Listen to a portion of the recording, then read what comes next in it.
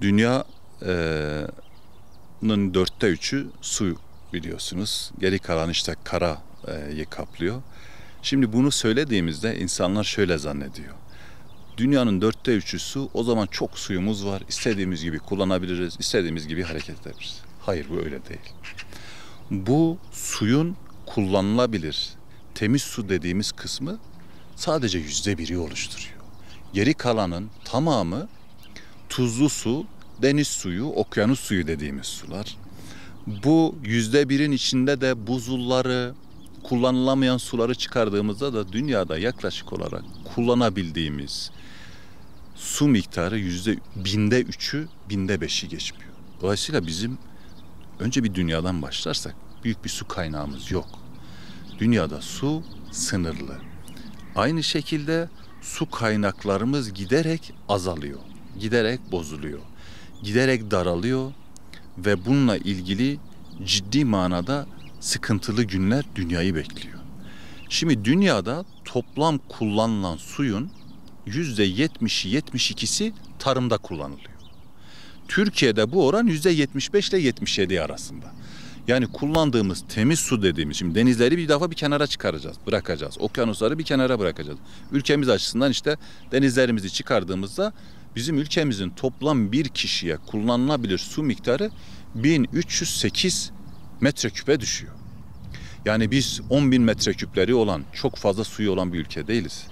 Türkiye su zengini bir ülke değildir. Bunu hepimizin anlaması lazım.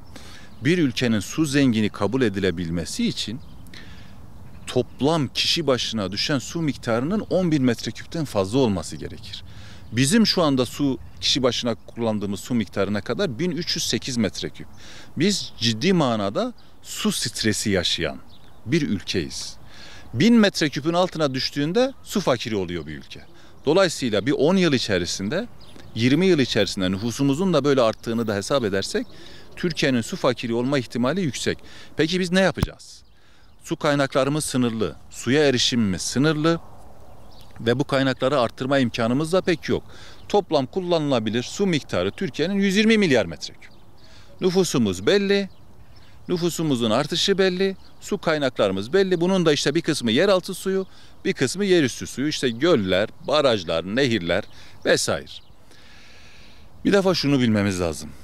Hiçbir şekilde bir su zengini ülke gibi hareket etmeyeceğiz. Hem bireysel olarak hem de sektörel olarak. Su daha çok biraz önce ifade ettiğimiz gibi Türkiye'de %77 oranında tarım sektöründe kullanılıyor. O zaman şimdi en büyük kütleyi tarım alıyorsa tarımda su kullanımına yönelik çalışmalar yapmamız lazım. Buna yönelik biliyorsunuz Tarım Bakanlığı 2024 yılında uygulamasını başlattı. Yeni üretim planlaması çalışmasına geçti. İşte 13+1 üründe Türkiye'de bir üretimi planlıyor. Bu planlamanın esasını da su belirliyor. Türkiye'de şu anda su kısıtı olan ilçeler belirleniyor. Suyun yeterli olduğu bölgeler belirleniyor. Suyun sınırlı olduğu alanlar belirleniyor ve buna göre bir üretim planlaması ve buna göre bir tavsiye ve modelleme oluşturuluyor. Biz hepimiz buna uymamız lazım. Özellikle çiftçiler olarak. Yani üretim planlamasına uygun hareket etmemiz lazım. Şunu bilmeliyiz. Artık çok fazla suyumuz yok. Sınırsız bir su kaynağına sahip değiliz. O zaman var olanı etkili, verimli kullanmamız lazım. Sadece kullanmak değil, bunu geleceğe de taşımamız lazım. Yani sürdürülebilirlik dediğimiz gelecek nesillere, gelecek yıllara, gelecek dönemlere de bu suyu ve bu kaynakları aktarmamız lazım. Yeraltı su kaynaklarımızı çok iyi kullanmamız lazım. Sondaj konusuna, izinsiz sondaja kesinlikle müsaade edilmiyor. Bundan sonra zaten biliyorsunuz. Dolayısıyla su anlamında Türkiye'nin kendi içerisinde oluşturduğu bir planlama var. Yani tarımda bir üretim planlaması.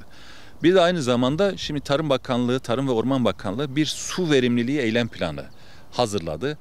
Bu belediyelerin kullandığı sulardan başlayarak atık sulara, gri sulara, günlük kullanımdaki sulara, sanayi sularına, evsel sulara hepsine yönelik bazı eylemler, bazı hareketler ve bazı verimlilik yönündeki çalışmalar yapılıyor.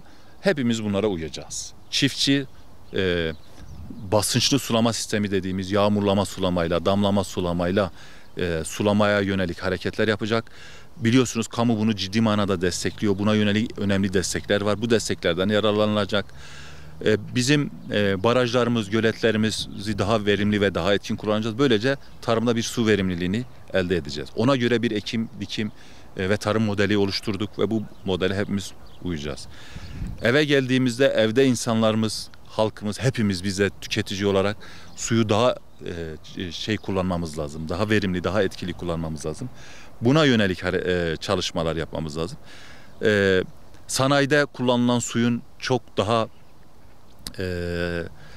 verimli ve dönüştürülebilir bir şekilde kullanılması lazım. Belediyelerin bu atık suları, gri suları dönüştürecek mekanizmaları ve tesisleri oluşturması lazım. Bunlara da yönelik krediler ve desteklemeler farklı hem ulusal hem de uluslararası manada mevcut. Dolayısıyla hepimizin suya çok dikkat etmesi lazım. Suyumuz sınırsız değil, suyumuz kısıtlı. Biz su zengini bir ülke değiliz. Su kısıtı yaşayan bir ülkeyiz. Bir defa hepimiz bunu bileceğiz ve buna göre vaziyetimizi kişisel hayatımızda da toplumsal hayatımızda da buna göre ayarlayacağız ve suyumuzu bu şekilde iyi kullanacağız inşallah.